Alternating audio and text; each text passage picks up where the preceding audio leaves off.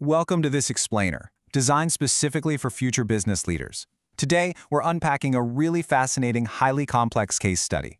We're going to look at how a centuries-old social system from the Indian subcontinent unexpectedly became the absolute center of a landmark modern employment dispute right in the heart of Silicon Valley.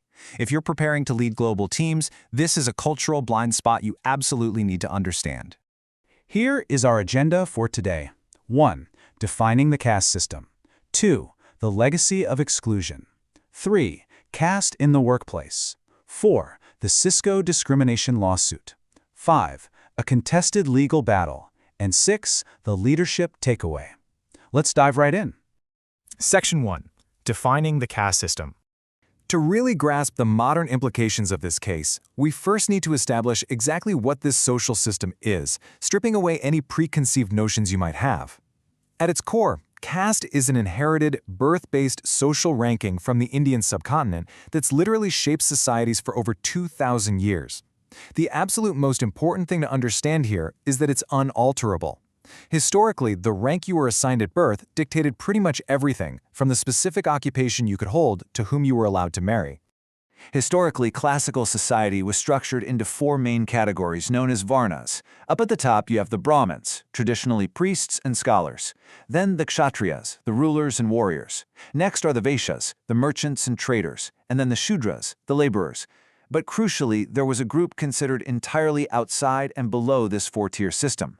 Today, they most commonly refer to themselves as Dalits, a really powerful term meaning broken or oppressed. Historically, they were branded with the devastating label of untouchables. Now, as a modern business leader, you have to completely decouple this concept from any single religion. Today, an estimated 98% of people in India identify with a caste. That is a massive percentage, and it spans across communities of Muslims, Christians, Sikhs, Buddhists, Jains, and Hindus. It's really a regional cultural phenomenon, not just a religious one. Section 2. The legacy of exclusion. So, how did this build into real-world historical segregation? Well, the entire framework was historically underpinned by the concept of ritual purity and pollution. Because of this, Dalits were forced into the most menial, polluting tasks.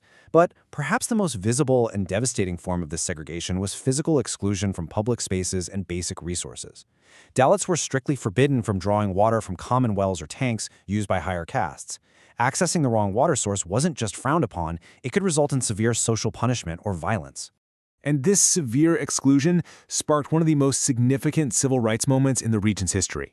Back in 1927, the pioneering reformer and Dalit leader, Dr. B.R. Ambedkar, led the Mahad Satyagraha. He led thousands of Dalits in a peaceful protest to publicly drink from a communal water tank. It was a brilliant, direct assertion of their basic human rights to a fundamental resource, and it really shows just how heavily policed these social boundaries were.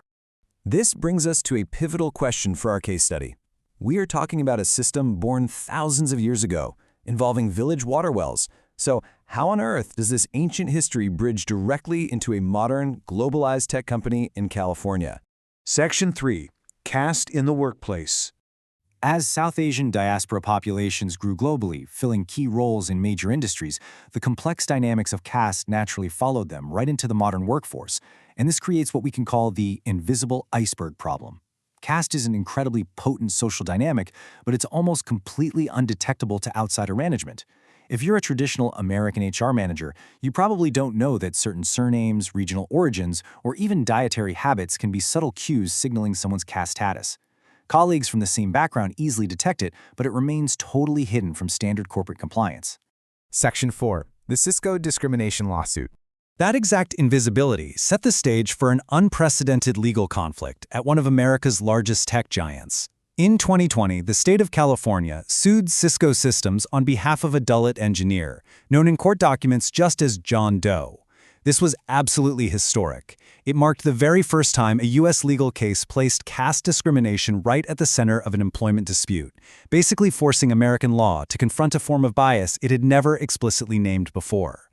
The lawsuit alleged that John Doe was subjected to severe workplace discrimination by his higher caste supervisors. The specific allegations claimed that he received lower pay compared to his peers, was denied professional opportunities, was intentionally isolated from colleagues, and faced direct retaliation after he actually objected to how he was being treated. Now, this perfectly illustrates the procedural complexity of the whole thing. The lawsuit was filed in June 2020, but fast forward to April 2023, and the state actually voluntarily dismissed its claims against the individual managers. But, and this is a huge distinction, the core litigation against Cisco the company is still completely unresolved today. There's been no final verdict establishing if discrimination occurred at the corporate level. It's very much a live, ongoing legal matter. Section 5. A contested legal battle. Because U.S. law has no explicit category for caste, this battle is fiercely contested on multiple fronts. As leaders, we have to look impartially at both sides here. On one side, the state argues they don't even need a new law. They say caste bias is already covered under existing protections like ancestry, religion, and national origin. But on the flip side, Hindu-American advocacy groups fiercely push back. They argue the lawsuit relies on outdated colonial constructs and unconstitutionally stereotypes their community.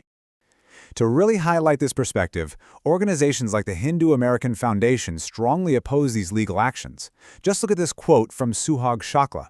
The state has no right to attribute wrongdoing to Hindu and Indian Americans simply because of their religion or ethnicity. These groups point out there is no systemic data proving widespread caste discrimination in the U.S., and they oppose carving out a separate protected category that they feel unfairly targets a specific minority diaspora. Section 6. The leadership takeaway. So, with the legal outcomes still pending, what is the practical lesson here for you as future business leaders? Well, the legal verdict is for the courts to decide, but your takeaway is clear right now. Step 1. You have to proactively recognize that globalized workforces bring incredibly complex, invisible cultural dynamics. Step 2. Build nuanced cultural competency that goes way beyond standard U.S. frameworks. And Step 3. Update your compliance practices so you actually have mechanisms to identify biases that might be totally hidden from outsider management. As we wrap up this explainer, I want to leave you with this final provocative thought to reflect on with your own teams. As our modern corporate workforce becomes truly borderless, is your leadership actually equipped to spot the invisible biases hidden in plain sight?